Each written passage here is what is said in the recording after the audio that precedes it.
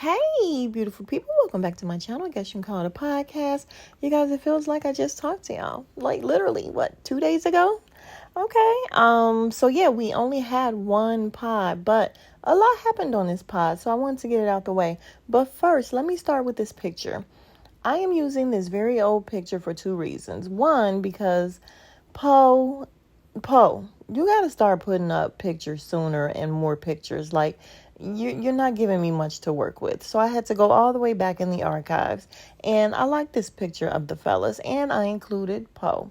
So Poe, do me that solid, please. Number one. Number two, they are talking about Joe's birthday that's coming up again. And he's getting ready for it. And he spoke about going to get the same exact suit, that Tom Ford suit that Parks had on. Now, granted, I gave Parks best dress, even though can't stand Parks. We all know that, right? We all know that. But listen, he was best dressed at that party. I won't lie though. I just looked and Ish was looking pretty okay. Ish, listen, he cleaned up nicely. Not that he looks bad any other time, but he looked very nice. But still, Parks hands down was the best dress, although I cannot stand him, but we move. Yeah, I don't want Joe to get that same exact suit for his party. Don't do that. If you ever listen to me, if you ever hear me, don't do that, Joe. Like, you're too good for that. You're better than that. Get something that's really nice, not the same exact thing. So I'm hoping he is at least switching up some colors or something. Sade, help him. Help him, sis. Give him a pop of color. Don't let him get the same exact tux that Parks had. I don't know why it bothers me so much. Maybe it's just a woman thing. I don't know, but we move. Speaking of Sade, she made a brief appearance on the pod today. And they had an open seat because Ish is not back yet. And I made the comment that why couldn't they just let Sade sit down and talk in that seat? He called her over and gave her his mic for a second, but I think Sade does fine on the mic, and she talks. She makes sense. She was nice and loud. Listen, she could have sat there. It would have been way better than having Sasha, and people agreed with me. So there's that. But you guys, let's get started with the episode. So the episode started out with, Flip was a little bit late, but he came, and we started out talking about him and the white girl. So I had to go find the video because I hadn't seen it, and yeah, it wasn't a good look at all. He let us know that he got in trouble. What's his wife's name? Winky? Tinky? Winky, Dinky, Linky. Linky. Yeah, he got in trouble as he should have because the video was not great at all. Like, the girl dropped down to her knees, and I guess she was acting like she was scared of the fireworks. She was drunk, sure, but she dropped down to her knees, and then he just stood there and looked around and let her be, like, in between his legs. She wasn't doing anything but acting like she was kind of hiding, but still. And he just stood there. And it's like, no, that's not what a married man is supposed to do. He's supposed to move immediately. Immediately, you're supposed to move. So I understood why he got in trouble, and I'm happy that she got him. He just does some off the wall stuff. It's a little ridiculous. But then they got to talking about Big Tigger. You guys, they did a lot of relationship type of talking in this episode. So we talked about Big Tigger and the whole phone ordeal. And yeah, that was crazy. I do think, like the rest of the internet, that the person that was videotaping, I don't know, was that her son or something? I don't know, but he kept calling him Mr. Tigger and don't touch her, Mr. Tigger. It was just a very weird video while she's rolling around in Fashion Nova and Shein clothes, like their bags. It was just so weird. And you already know if he's doing all that, then clearly there's something in that phone. Do you really want to see? Do you really want to know? Like, I guess she did. However, if you're already thinking it, and if he's acting that way, like literally you rolling on the phone for this, on the floor for this phone, it's just never that serious. I would just never. And let me tell you, I talk mad shit when I'm in a relationship. Listen, I'm going to do this, I'm going to do that, and don't let me find out. And I act like I'm so crazy, and I'm not. I'm just not. Like, it's just not going to happen. If I find out you are doing anything, all right, peace out. Like, listen, I am the very unproblematic ex because you just won't hear from me. It just is what it is. Like, that's it. I'm not gonna do anything, even though I talk mad shit when we together. I talk about what I'm gonna do. But anyway, so yeah, I just feel like they were both in the wrong. And so their point was that Tigger should have never been, really trying to get that phone from her. They were saying if it was that serious, you could just like erase stuff or go and do a hard reset of the phone or whatever, or just fess up to what's in the phone and deal with that. And I agree, but coming from a lady, I would talk to the lady and I would just say, girlfriend, if he's doing all that, let it go. And dude, if you have to go through all that resetting your phone and everything, how about just not cheating? How about that? Or just let her go. Like, you let her go and y'all just be single and do whatever you need to do. It's so unreal why people just don't let stuff go. I don't understand. But we move on to Scottie Pippen. I am very, very disappointed in Scottie. I don't know why, because I don't know him. But talking to a 24-year-old, and you have children that are older than her, like, that will forever be nasty to me. That will forever be nasty. Like, it's giving pedophile. Not saying that he is a pedophile, because she's grown technically, but it's still nasty. The age difference is still very unsettling. So nothing else to say about that. But we move on to them, speaking of nasty and disgusting, talking about eating box during that time. And yeah, that's nasty, you guys. What's his name? Mark said, I guess he did it. I said he did it, I believe it was. Yeah, that's just disgusting. Like, are you kidding me? And then the ladies that allow it to happen. And I'm sorry, ladies, if you are here listening and you allow that to happen or whatever, and you get offended.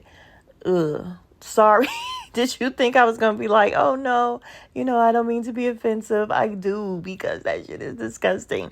And then they talking about running red lights or whatever, and I guess doing it during that time. And Joe was saying how, yeah, he's done it, but not since he was younger. And yeah, hello, like, can we get a break? Can we get a break? It's literally just a week. Can you just calm down and give us a minute? Jesus. I don't understand. But yeah, we're going to move on from that one. We talked about Jay-Z and and I don't really care about that, you guys. I really don't. Did the guy sound like he was scared? He did, but he probably should be scared. Like, Jay-Z has a lot of power. So we move on from that as well. How long would it take you to know if your person was cheating is what Joe asked them. And they were saying fairly quickly. They were saying like a week or two or whatever. And I guess they were saying it because they live with their people.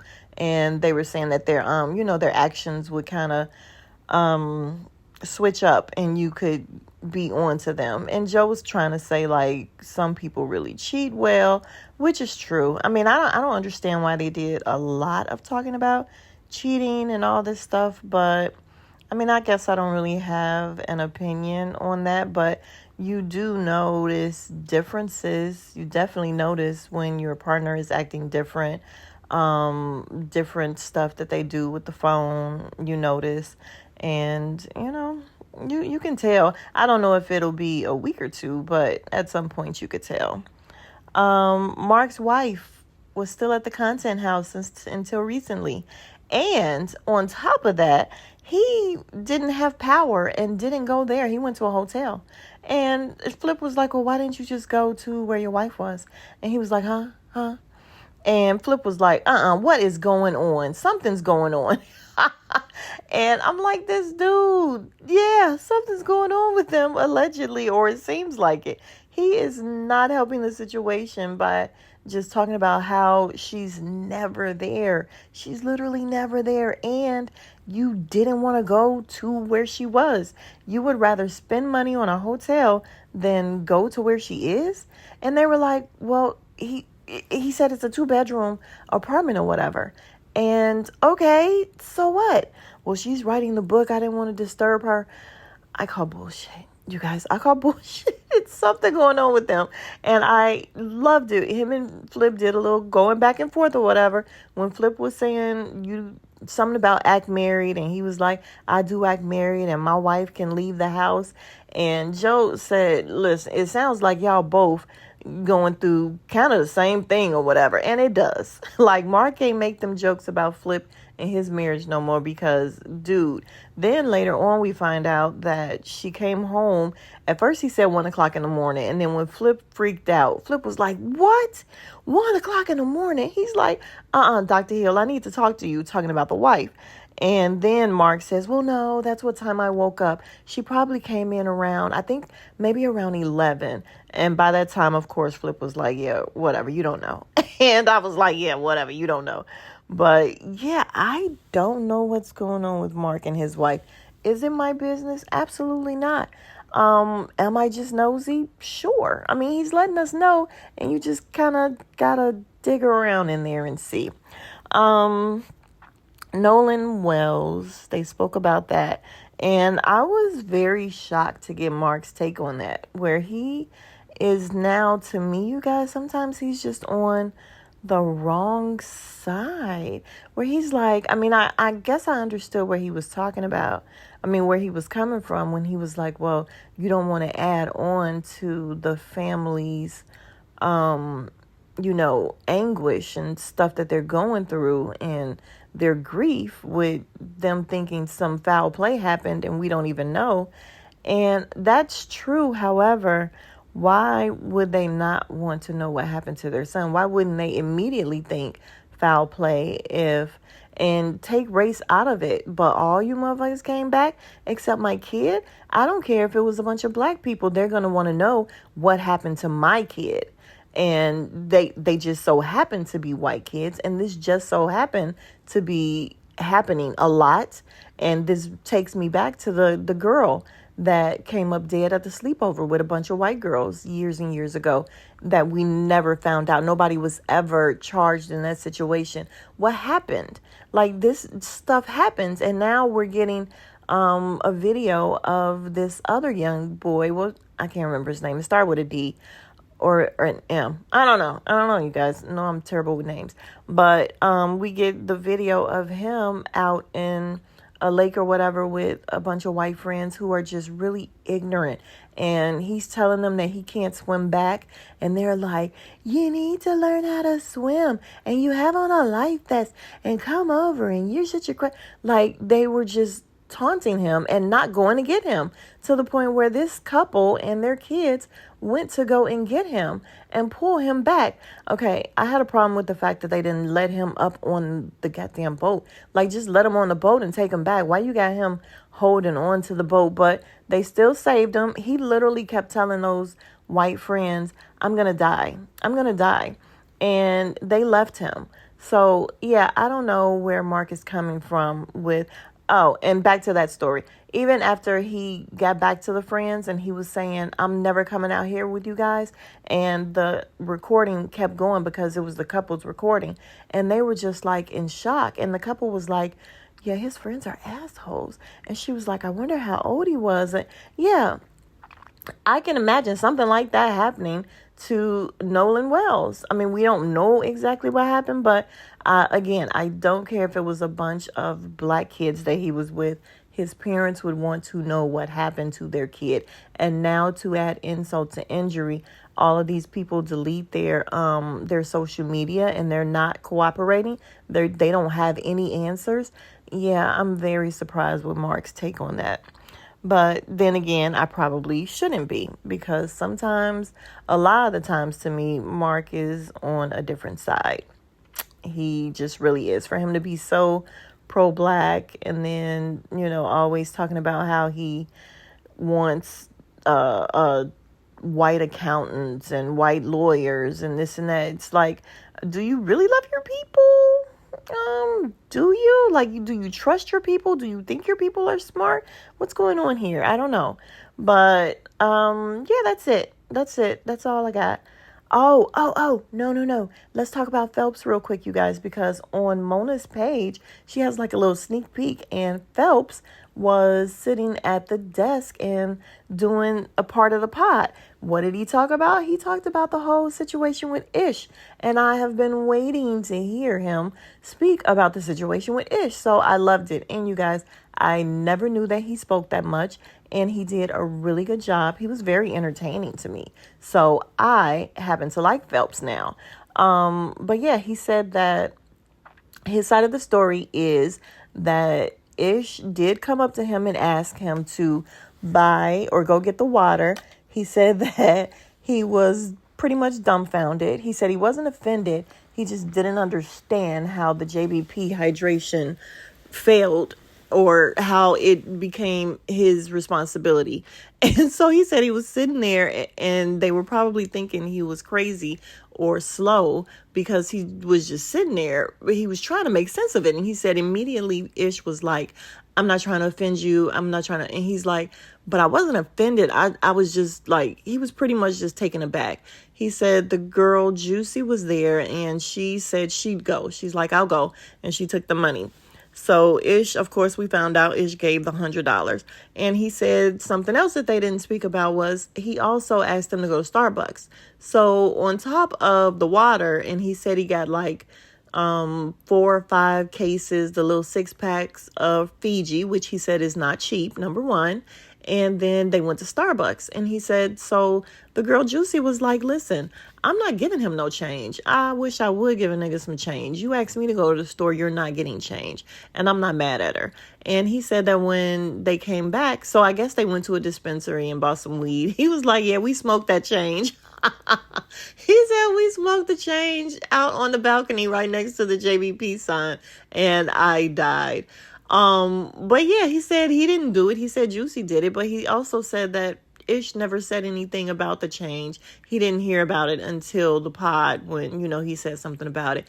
And he didn't feel bad about it. He said he never touched the money. He never touched the money. So Phelps never took Ish's money and Juicy took it and didn't care. Like unapologetically, if you ask me to go and do this for you, this is you paying me basically. Because Ish definitely could have DoorDash that shit or something. Like, I don't understand. I mean, he always means well. I do. Y'all know I like Ish, and I think he means well. But that definitely was the equivalent to Melissa asking Sade to walk her dog. So, yeah. But all right, you guys, now I am done. And I will see you guys in the next video. If you're new to the channel, please consider subscribing. We would love to have you be part of the Beautiful People family. Like the video. And I'll see you in the next video, guys. Smooches.